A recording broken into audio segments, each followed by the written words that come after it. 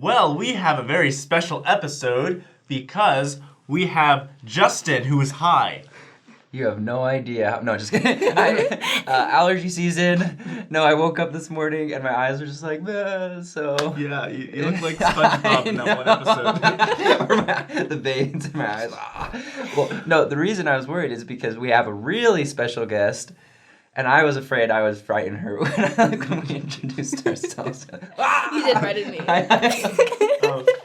Okay. But this is Latter Day Convert on Instagram.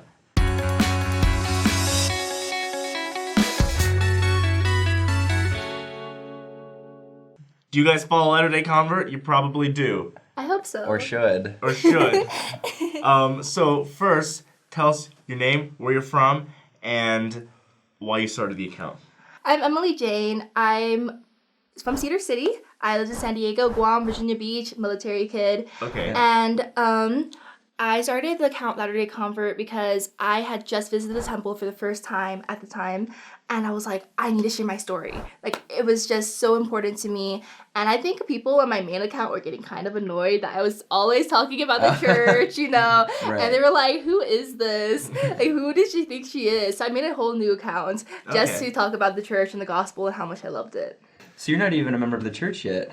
Yeah, I'm 16, turning 17, and I have not been baptized. I've been investigating the church for 3 years, and I'm really tired of waiting, but it's so worth it. Right. Because that's what before when we were talking, that's what surprised me the most, because you've got your young woman's medallion, and you're just so excited about the gospel. When I found out that you weren't even a member yet, I was like, you're more into it than half the people I know who are members, and so. I wonder if you could share a little bit about your story, about like how you found the church, like where that fire came from, because it can be kind of hard, you know, when your parents aren't down. Yeah, totally. So I was 14 years old, and I was talking to a friend, and he was the son of a bishop, and he would talk about how he wanted to go on a mission, and I was like, okay, I don't really know that stuff, but go off. Sure. Yeah. And we had this late night conversation, and he started talking about the gospel, and it sounded really strange. I was like, what is this Joseph Smith guy? I don't know who he is. But he talked about the plan of salvation and the faith that it took to start translating the Book of Mormon. And he also started talking about the 3 kingdoms of heaven. And it sounded so beautiful that when he offered me a copy of the Book of Mormon, I had to accept it. Yeah. So I remember reading it for the first time. I called him. I was like, hi, how do I read this? Is this a nonfiction? Is it like a fiction novel? Right. And he was just so awesome about it. And I read it in 6 months, actually. Wow. Without ever attending church. I read it in 6 months. And it was so awesome. It was when I reached First Nephi, I like First Nephi 14, that was when I was like, I'm taking this a little seriously, and I need to know if I'm part of the Church of the Lamb or the Abominable Church. And I was like, I needed to know. So, and I realized then, I was like, I'm taking this book seriously, and I think it might be true. Whoa. So. Ooh.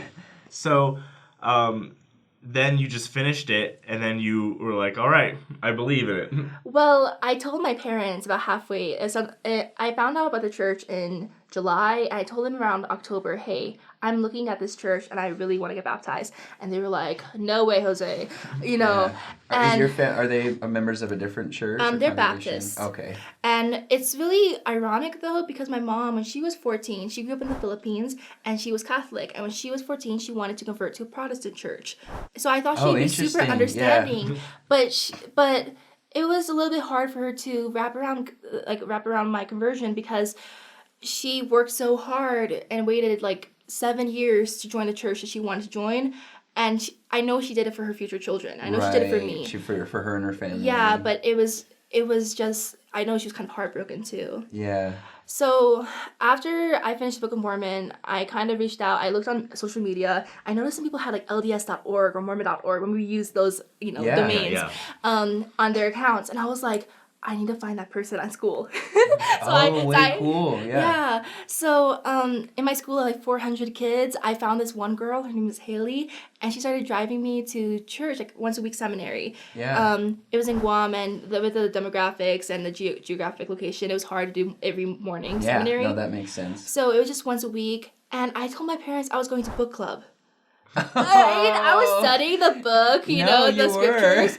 Well, she wasn't going to book club. If you're watching this, if you just found out. Yeah. I assume you told them. No, I did tell them. And, well, they actually started, like, having inklings of thoughts, like, hey, Emily, where are you going for real, like, this time? Like, send me a picture of you and your friends.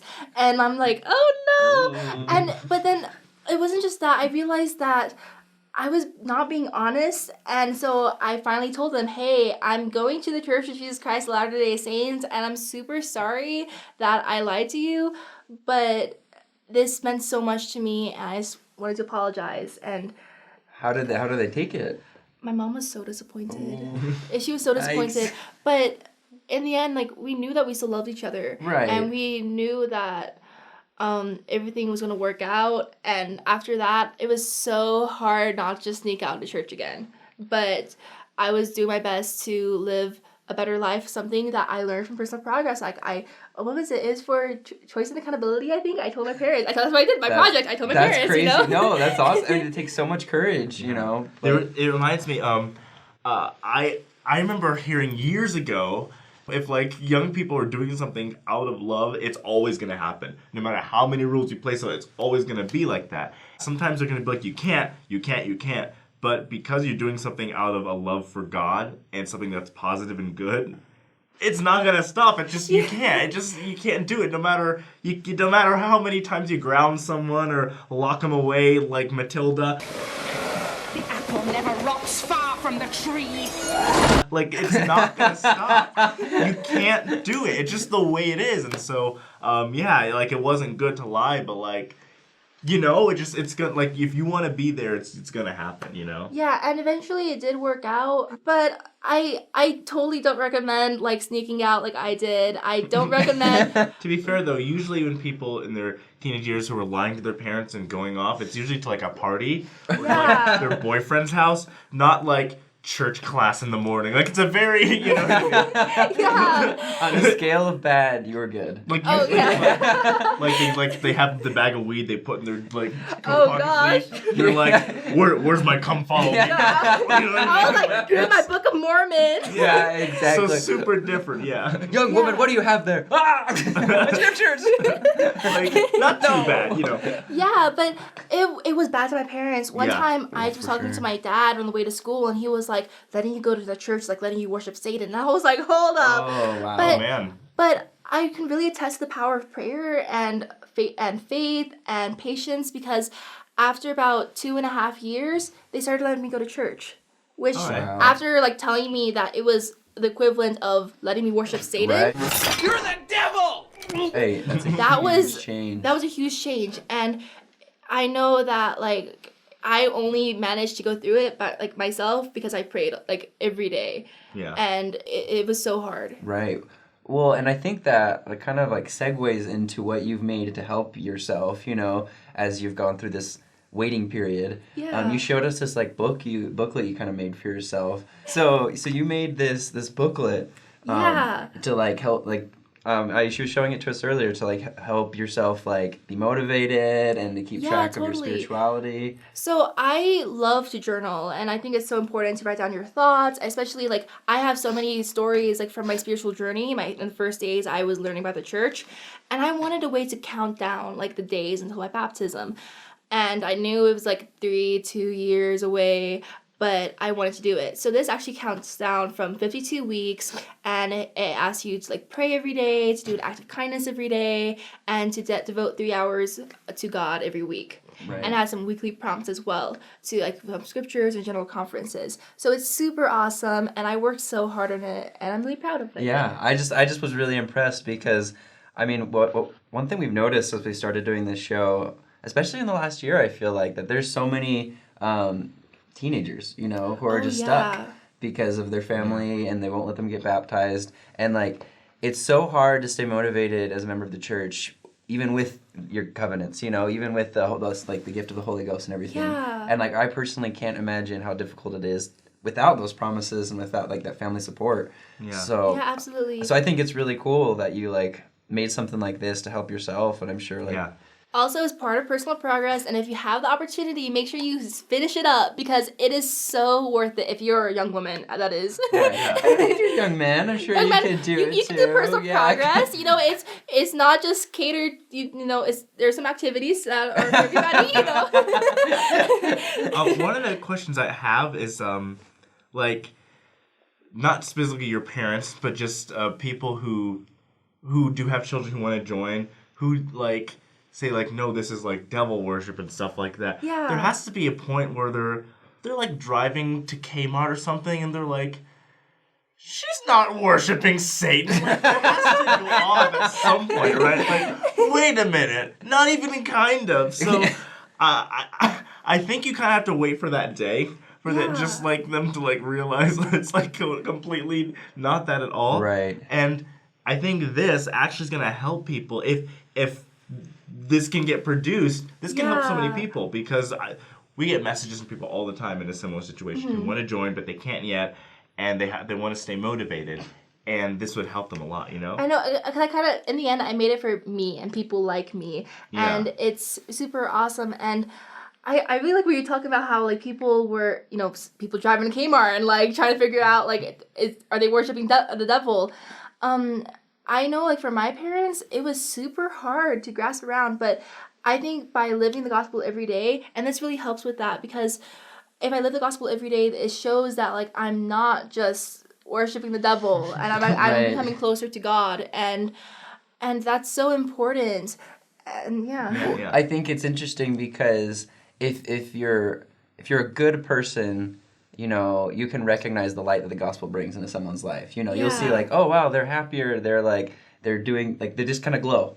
And if you're a good person, you'll notice that. Mm-hmm. And so I think that your parents are good people. I'm sure they are. Oh, they're amazing. They're fantastic. And I think most people's parents are good people. You raised a great daughter. Right. Yeah. I feel if anyone's looking for the gospel, their parents probably did a good job at raising them to recognize. It's obviously our church is centered around Jesus Christ. Yeah. And how to be a better disciple, but because it's something that people might be a little bit foreign to, people assume the worst. And what happens is then they have a family member or a close friend who joins and they're I had all these presuppositions that it was this evil group, but clearly Utah's not an evil group. It's not a bad place to go, and so they feel conflicted. And so I think you have to just give people enough charity where you go, it may be different from what I'm used to, but obviously it's still doing good. I may not have to accept that it's true, but I can at least be reasonable and accept that it's not bad. Right. It takes a lot of patience on our part, as members of the church, to I think most people have to go through a phase of ridiculous, not hatred, but just outspoken anger. Yeah. They don't know how to deal with the change in their life for a family member joining or whatever, so they just say ridiculous things. Yeah. I feel every person has to go through that phase. Yeah. And then give them a year or two, and then they're oh wait, because I know, because my mother's a convert and her family did the same thing, gosh. She joined and they were okay with her going, but then they're oh, but the church is crazy, everyone's crazy. I feel whenever change happens, we always want to figure out what's the worst thing that could happen. So that's why people start looking at anti-Mormon articles, and they think this is the worst thing that could happen to the person I love, and that's not true. It's not accurate. Right. Yeah. It's also I feel even if you're not LDS and you're watching this, maybe you come from a family that's not very religious and then you want to be religious. I think a lot of people can identify whenever they find a connection with God. There's sometimes going to be a lot of pushback regardless of the religion. And so I think it shows that there's a part of growing up where you have to learn to have both feet on the ground and be strong in what you believe and hold to your convictions, right? And so if you just get pushed and tossed back and forth by anyone who says anything, then you're just you're like a leaf or a feather in the wind. Yeah. You know what I mean? Right. You're only being acted upon. But if you have a conviction and you stand by it, I think that shows growth and maturity. It's actually preparing you for the real world. Right. I think that you're a perfect example of what Quaker just said. And even as a young 14-year-old, you're able to plant your feet on the ground. And I personally, I respect anybody of any religion who like moves forward. Yeah. You know. Yeah. It's so funny because I would like hashtag my post with convert or something, or conversion, and people from other faiths would reach out to me and be like, hey, I'm converting to this church and this is how my family's reacting, and it just resonates with me. That's because really cool. Because it's just so cool seeing how people are just doing their best to come closer to Heavenly Father in their own ways. And even people who are also wanting to become a member of the Church of Jesus Christ of Latter-day Saints, and they are coming up to me and telling me their stories. I feel so blessed to be part of that. Yeah. I was wondering if you wanted to share maybe like 2 or 3 of your favorite like advices. That's not a word. But, just kind of like things that you know, in addition to like what you've got here, that just helped you get through some of these harder times. Well, some of the things that really helped me get through harder times was to just do the simple things of the gospel. Like, you can get baptized, you can go to the temple, but if you don't have that foundation of reading your scriptures, praying, like devoting time to Heavenly Father, it's just, you're not going to have that relationship. And no matter if you do get baptized, it won't matter because you don't have that simple relationship with Him. Right. And for me, that having that relationship with God and Jesus Christ has really blessed my life. And another thing is just, I've had a lot of pride personally in thinking that I was right. You know, I found the true church. I was right about this. But it's being humble and coming to your family and telling them that you still love them and nothing's going to change just because you found another church. Yeah. In fact, things might get better. Yeah. Because our church really prioritizes family, and when you start embracing the gospel, you realize how much family means to you. Amen. That's awesome. Yeah. Yeah, I think we can all learn from that humility. You know, like, because we found the true church doesn't give us an excuse to be jerks. Yeah. You gotta be nice to people. Yeah, exactly. Yeah, it's like you're not gonna go judge your family and be like, is that coffee I see? Oh, God. you troglodytes? You just come into the kitchen. Yeah. I smell green tea. Thank you so much for coming on and sharing Thank your you for having experience. me. Of course. No, like, it's just so awesome to see your energy, your happiness. Guys, you can be as happy as her. You just gotta live the gospel. Even if you're not a member of the church. Yeah. You don't even have to be a member to live the gospel. Yes, and sometimes you live the gospel and you're not that happy, but it's okay. Life, it be like that sometimes. Thank you so much for coming on. Make sure you follow Latter Day Convert on Instagram and check our Instagram out as well, and follow us on Instagram and Twitter. I need some more. And make sure you subscribe to us on YouTube. Please. Comment, share, Hit the all the good notification things. bell. Yeah. We'll see you guys later, probably, most likely.